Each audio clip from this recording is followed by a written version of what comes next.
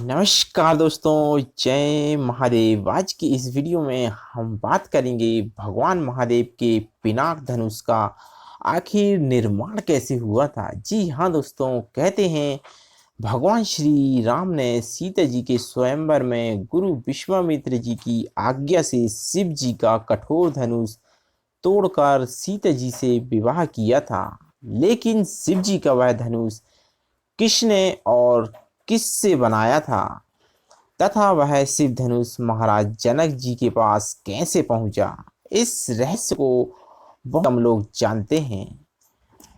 दोस्तों, पिनाक धनुष की बड़ी ही विचित्र कथा है। कहते हैं एक बार घोर कानन के अंदर कांडव मुनि बड़ी भारी तपस्या कर रहे थे। तपस्या करते करते समाधि होने के कारण उन्हें भान ही नहीं रहा कि उनका शरीर दीमक के द्वारा बाबी बना दिया गया है। उस मिट्टी के ढेर पर ही एक सुंदर बांस उगाया और कांडव जी की तपस्या जब पूर्ण हुई तब ब्रह्मा जी प्रकट हुए और उन्होंने अपने अमोघ जल के द्वारा कांडव जी की काया को सुंदर बना दिया। ब्रह्मा जी ने उन्हें अनेक वरदान प्रदान किए और जब ब्रह्मा जी जाने लगे तब उन्हें ध्यान आया कि कांडव जी की मूर्ध पर उगी हुई बांस कोई साधारण नहीं हो सकती, इसलिए इसका सदुपयोग किया जाना चाहिए। यह विचार कर ब्रह्मा जी ने वह बांस काटकर विश्वकर्मा जी को दे दिया। कहते हैं विश्वकर्मा जी ने उससे दो दिव्य धनुष बनाए, जिसमें से एक जिसका नाम सारंग था उन्होंने भगवान विष्णु को और एक जिसका नाम पिनाक था भगवान शिव जी को समर्पित कर दिया।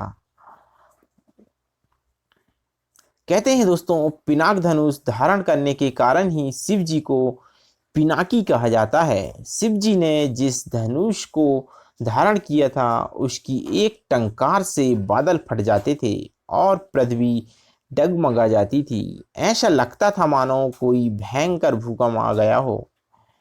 यह असाधारण धनुष अत्यंत ही शक्तिशाली था। इसी के मात्र एक ही तीर से भगवान शंकर ने त्रिपुरासुर की तीनों नगरियों को ध्वस्त कर दिया था। दोस्तों, देवी और देवताओं के काल की समाप्ति के बाद यह धनुष देवताओं को सौंप दिया गया था। देवताओं ने इस धनुष को महाराजा जनक जी के पूर्वज देवव्रत को दे दिया था। देवव्रत महाराज जनक जी के पूर्वज में निमि के ज्येष्ठ पुत्र देवव्रत थे। महाराज जनक जी के पूर्वजों में निमि के ज्येष्ठ पुत्र देवव्रत थे। शिव जी का वह धनुष उन्हीं को धरोहर स्वरूप जनक जी के पास सुरक्षित था। इस शिव धनुष को उठाने की क्षमता कोई नहीं करता था। एक बार देवी सीता जी ने इस धनुष को उठा दिया और जिससे प्रभावित होकर जनक जी ने सोचा कि यह कोई साधारण कन्या नहीं है, अतः जो भी इससे विवाह करेगा वह भी साधारण पुरुष नहीं होना चाहिए। इसीलिए ही जनक जी ने सीता जी के स्वयंवर का आयोजन किया और यह शर्त रखी कि जो कोई भी इस शिव धनुष को उठाएगा या तोड़ेगा, सीता जी उसी से विवाह करेंगी।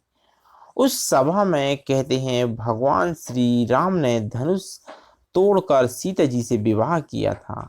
जब शिव जी का वह कठोर धनुष टूटा तो उसकी ध्वनि सुनकर परशुराम जी इसलिए क्रोधित होकर जनक जी की सभा में आए थे क्योंकि भगवान शंकर परशुराम जी के आराध्य देव थे।